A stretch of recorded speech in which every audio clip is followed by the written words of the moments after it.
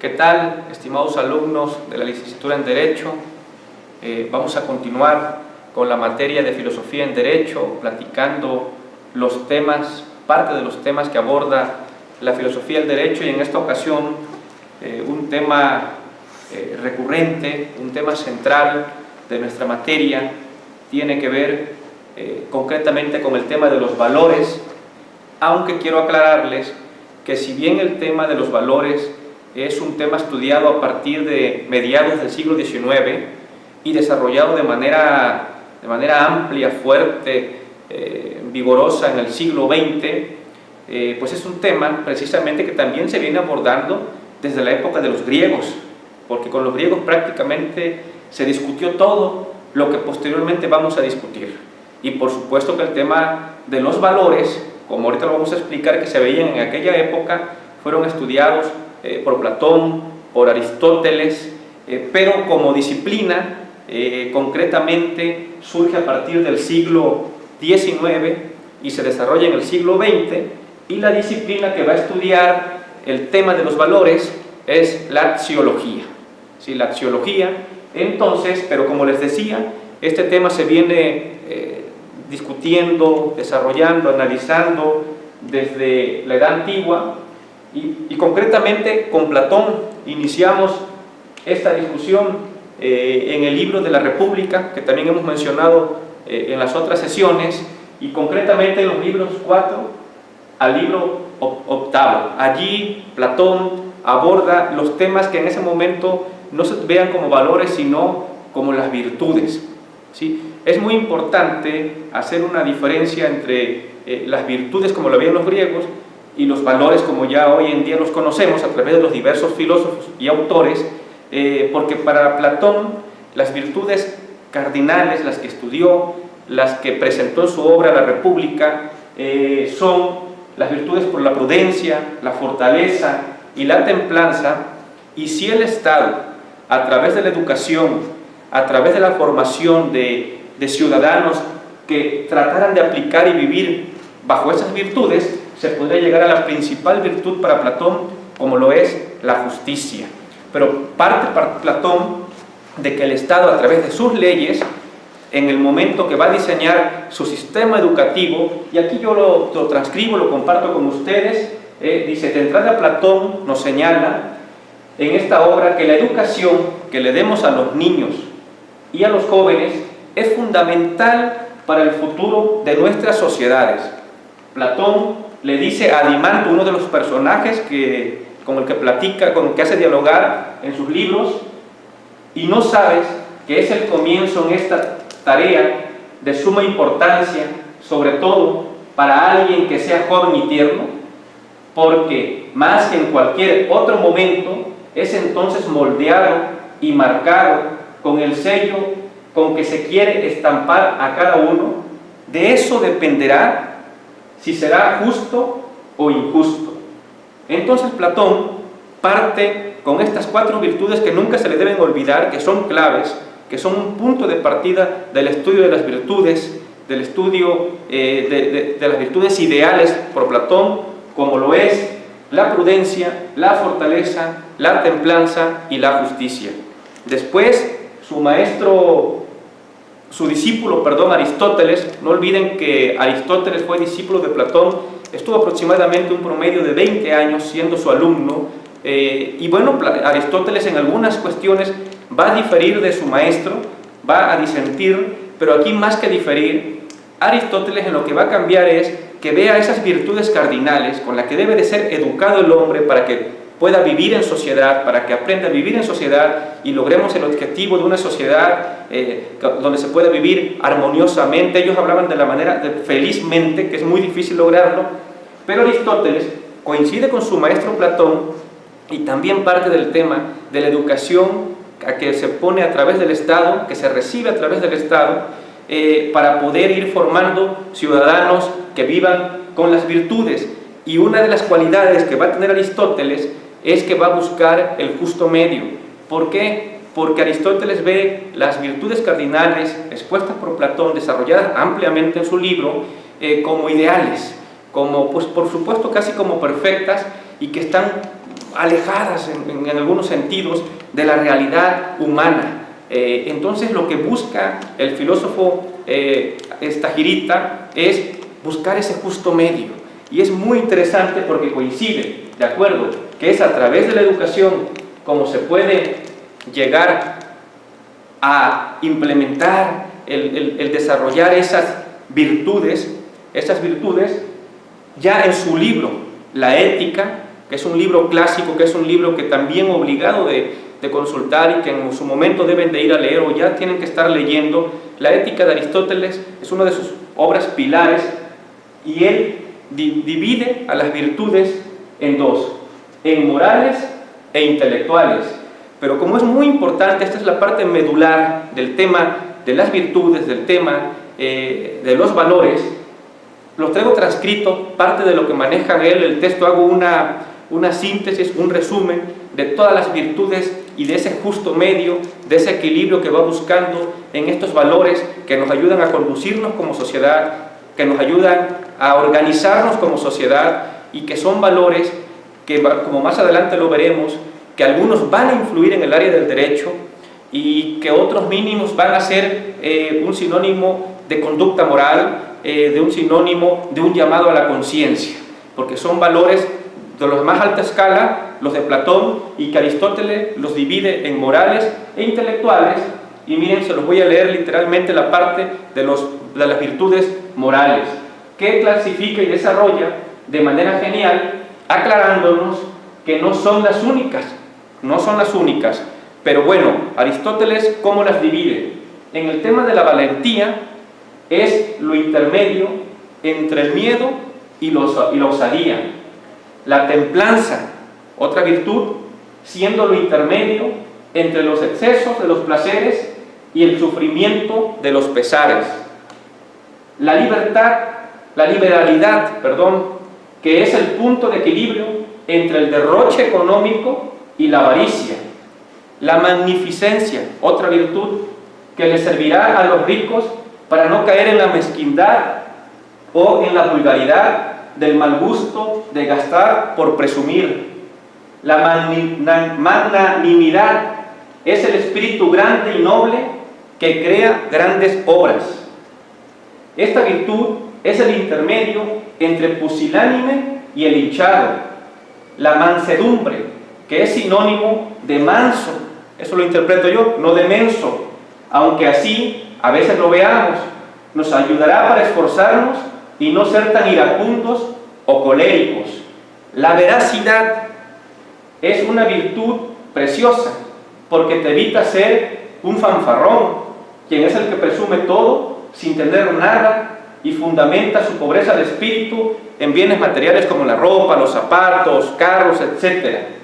Estas son algunas de las virtudes morales que debe tener todo hombre de carácter que pretenda ser un hombre de bien y así poder alcanzar el anhelo más grande que todos deseamos, el cual, lo que mencionaba hace un momento, es la felicidad. Entonces, como pueden ver, si bien el estudio parte de Platón con las 4 virtudes cardinales, Aristóteles, como las ve ideales, como las ve en momentos hasta inconseguibles, busca un intermedio. Por eso es considerado y llamado el filósofo del equilibrio, del justo medio, el filósofo del sentido común. Y entonces en ese equilibrio va presentando algunas de tantas virtudes que desarrolla en su ética, su obra Ética a Nicómaco o Ética Nicomaquea, según la traducción. Va presentando la virtud y te la pone que es el punto medio, el equilibrio entre el defecto y entre la virtud, ¿sí? Entonces, además que esas son las virtudes morales, pero para poder vivir las virtudes morales,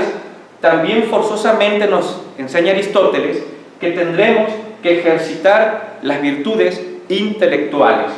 ¿Qué implica esto? Que sin la recta razón, las virtudes morales nada más no funcionarían.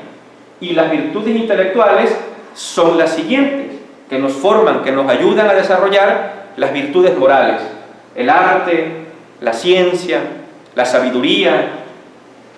la prudencia y la intuición. Esto es muy importante en Aristóteles. la explicación de cada virtud intelectual que él realiza en la obra. Eso se los comparto. Esto que estoy leyendo es un artículo que escribí hace algunos años sobre la obra La Ética Nicomaquea de Aristóteles, y de verdad que es un libro que nos ayuda muchísimo, porque es más que leer un libro de filosofía, es una guía para la vida, para el bien, para el amor, para encontrarse con uno mismo y para encontrarse con esa sociedad y comprenderla y aprender a vivir y convivir dentro de esta sociedad. Entonces quise partir esta plática de dos filósofos clásicos del punto de partida de la filosofía, como lo es Platón y Aristóteles, hablando del tema de las virtudes, que son las virtudes cardinales para Platón y son las virtudes morales e intelectuales que va desarrollando Aristóteles en su obra La Ética Nicomaquea. Ahora bien, esos fueron los puntos de partida de reflexiones sobre esta temática. Un autor como referencia que los puede auxiliar muchísimo en este tema y ampliar, además de ir a las obras directas de la República y además de ir a la obra directa de la Ética Nicomaquea, hay un autor contemporáneo de origen argentino llamado Ricieri Frondizi, que tiene un libro clásico que se titula ¿Qué son los valores?, publicado por el Fondo de Cultura Económica, de fácil adquisición. Es un breviario, y bien, si quise partir de los griegos, porque es el origen del pensamiento, de la discusión de esta temática, pero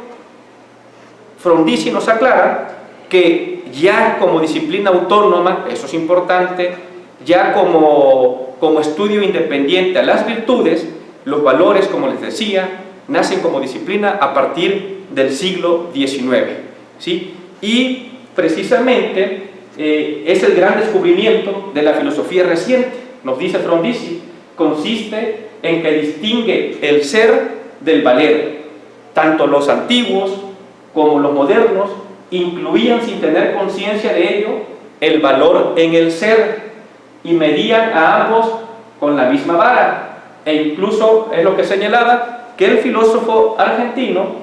hace esta reflexión en el libro, que nos va a ayudar ya a contextualizarnos en los valores a partir de cómo se ven en el siglo XIX, siglo XX, y la gran diferencia que ella va a tener a cómo se estudiaba en esta disciplina, estos temas, en la época de los griegos y en épocas anteriores al siglo XIX. Frondizi señala literalmente en su obra: ¿a qué viene agregarse esta nueva zona? ¿Qué regiones habían sido ya exploradas cuando se descubren los valores? Ya vimos con Platón y con Aristóteles. Desde su iniciación, la filosofía pretendió dar una visión abarcadora de la totalidad del mundo, pero en sus comienzos confundió la totalidad con uno de sus aspectos. La filosofía occidental comenzó hace 26 siglos con una preocupación sobre el mundo exterior. Y agrega Frondizi: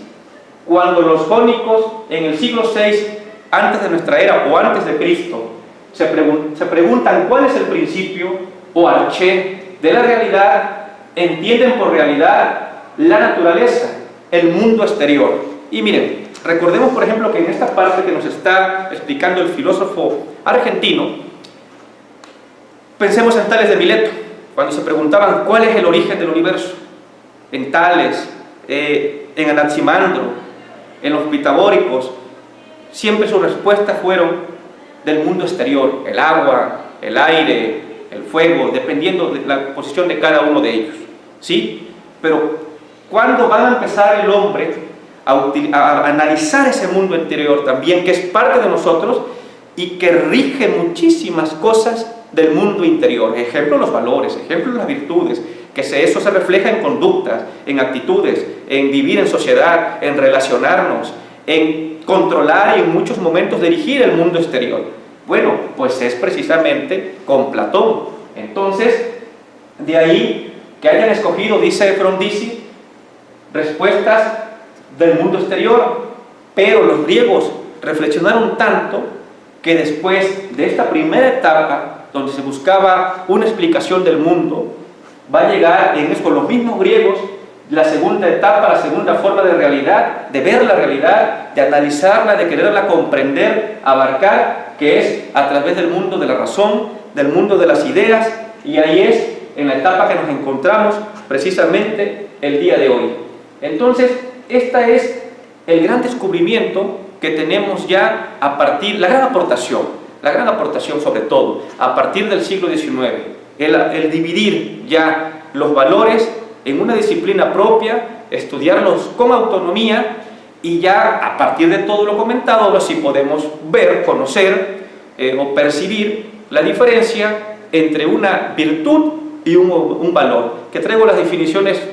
literales para que les quede claro, y ya en las asesorías particularizadas, bueno, podemos platicarlo, podemos abundarlo, pero por ejemplo, aquí lo comparto, la ética, que nace con Aristóteles como disciplina a través de su libro, la Ética Nicomaquea, es la disciplina que desarrolla las virtudes. Y las virtudes son las que pueden hacer posible desarrollar a los valores. Entonces allí queda muy claro la diferencia entre virtud y valor. Partimos de la ética como disciplina filosófica autónoma fundada por Aristóteles, y con esta ética es como podremos desarrollar las virtudes, las presentadas por Platón y las desarrolladas por Aristóteles. Y estas virtudes, llevadas a la vida práctica, a la realidad, en nuestra conducta, pues eso es lo que va a hacer posible que los valores sean una realidad. Entonces, a partir entonces de esta nueva disciplina, de estos valores, de esta axiología, no se les olvide, ya va a haber todo un abundante estudio sobre si los valores son objetivos, son subjetivos, sobre si los valores no dependen del ser, tienen existencia propia, o si los valores tienen esa característica, esa cualidad, lo vemos como un bien porque nos hacen bien, porque los utilizamos, porque los valoramos y los apreciamos. Y aquí se va a dar una polaridad de los valores, y también incluso más adelante lo veremos, una jerarquización, ¿sí? Y Frondizi continúa explicándonos, mientras que las cosas son lo que son, los valores se presentan desdoblados en un valor positivo y el corriente valor negativo. Así, la belleza se le opone a la fealdad, lo malo a lo bueno, lo injusto a lo justo. Se ha dicho muchas veces que la polaridad implica la ruptura de la indiferencia, es decir, frente a los objetos del mundo físico podemos ser indiferentes. En cambio, tan pronto se incorpora a ellos un valor, un juicio, la indiferencia ya no es posible. Nuestra reacción y el valor correspondiente serán positivos o negativos, según nuestro criterio, nuestras preferencias, nuestros intereses, nuestra cultura, nuestras tradiciones, costumbres, pero habrá un juicio de aproximación o de rechazo, y no hay obra de arte que no sea neutra, ni persona que se mantenga indiferente al escuchar una sinfonía, nos dice el autor, leer un poema o ver un cuadro. Pero ya tenemos una definición. Ahora, si bien la discusión, que es uno de los temas centrales de la axiología del siglo XIX, del siglo XX, y que se sigue hoy en día discutiendo, es que si los valores son subjetivos u objetivos, y que en esta obra que les recomiendo de Frondizi lo van a poder estudiar de manera profunda y van a conocer las dos teorías, las dos posiciones, un recorrido enorme por diferentes filósofos, pensadores, planteamientos, posturas a favor y en contra. Hay una parte muy clara que nos enseña el autor Frondizi sobre la subjetividad. Hace las siguientes preguntas, y yo quiero hacerlas aquí para que a partir de estas preguntas nosotros vayamos poco a poco formando un criterio y cada quien de manera individual tenga su propia definición. Por ejemplo, dice, si los valores, todos los valores, siempre lo quisiéramos ver con absoluta subjetividad, Frondizi realiza estas preguntas. ¿Qué sería del mundo ético y estético si a fuerza de afirmar que la subjetividad del gusto, cada uno se atuviera a la propia manera de ver las cosas? ¿Cómo podría evitarse el caos si no hay pautas de valoración ni normas de conducta? Si cada uno tiene debajo del brazo el propio metro de valoración, ¿con qué patrón decidiremos los conflictos axiológicos? Si vivimos en el mundo de la subjetividad, entonces todo sería pues groseramente relativo y tampoco es muy sano. Y esta parte, se la quiero leer, esta parte de Frondizi, después de que da las preguntas, señala: la educación estética, si viviéramos en esta realidad subjetiva total, absoluta, señala, si la educación estética y moral sería imposible, la vida decente no tendría sentido. Si se midiera el valor estético por la intensidad, por ejemplo, de la emoción individual o colectiva, mayor valor tendría un melodrama que hace llorar a cualquier público o a todo el público, que en lugar del valor que tenía o que tiene hoy en día una obra, por ejemplo, como lo es Hamlet o El Rey Lear de Shakespeare, que tal vez no provoca la emoción que provoca a todo el público un melodrama, pero que hoy en día, en la escala de valores, pues Hamlet es una obra consagrada universalmente, visto como una obra de literatura e influencia mundial, y con un enorme reconocimiento por el mundo intelectual, por el mundo literario, por la crítica, por la especialización, y como un símbolo de diferencia en la jerarquización de los valores en cuanto al arte, en cuanto al gusto, en cuanto a la crítica. Entonces esos son los puntos que está planteando Frondizi y que nosotros a partir de aquí, con estas preguntas, podemos reflexionar. ¿Debe de existir una relatividad absoluta? Cada quien puede pensar en la forma que quiera y definir en la forma que quiera los valores, o deberíamos intentar a través de la razón, a través del pensamiento, intentar implementar una jerarquización de valores que se ha hecho. Lo decía en la clase anterior, que Max Scheler, autor de los pioneros también del tema de los valores, escribió gran parte de sus obras sobre esta temática, intentó o presentó una jerarquización de los valores. La crítica que realiza Frondizi es que ningún código, ninguna jerarquización puede ser absoluta. Por supuesto que es entendible que puede ser modificable y que puede ser subjetiva, porque ciertos valores en determinada sociedad van a tener un criterio, un concepto, un juicio diferentes en otra sociedad, pero que sí es sano, que sí es permitible y que sí es lo saludable, y que es lo que busca la filosofía y lo que se sigue discutiendo y que se seguirá discutiendo, que exista una jerarquización de valores, como Platón en las virtudes se atreve y le da nombre y apellido a las virtudes: la valentía, la templanza, ¿sí? La magnanimidad, dependiendo la temática, pero le dan nombre y apellido a distintas valores. Bueno, pues esa es la gran discusión que tiene a la filosofía hoy en día vigente, y que podemos incluso seguir debatiendo, pero eso nos va dando un criterio. Deben de existir valores universales, de hecho lo existen, y pensemos: el bien, ¿sí? La justicia, la prudencia, ¿sí? La honestidad, son valores que, independientemente de la cultura a que se pertenezca, son valores que tienen una categoría, que tienen un reconocimiento, y que son valores que nos ayudan a conducirnos y a poder vivir en esta sociedad. 3, 2, 1. Ahora bien, en la siguiente sesión, en la siguiente charla con ustedes, veremos cómo todos estos valores con reconocimiento universal, planteados por Platón, Aristóteles y desarrollados en toda la historia del pensamiento, serán llevados de manera puntual al campo del derecho. Por ahora les recomiendo a alumnos que vayan directamente a la ética nicomaquea de Aristóteles, que no se olviden de estudiar esta parte, estos libros de la República de Platón, concretamente en el tema de las virtudes, de las virtudes desarrolladas por Platón y Aristóteles, y en la siguiente clase el objetivo central será solamente poner un ejemplo de estos valores universales llevados al campo del área del derecho. Muchas gracias y que tengan muy buen día.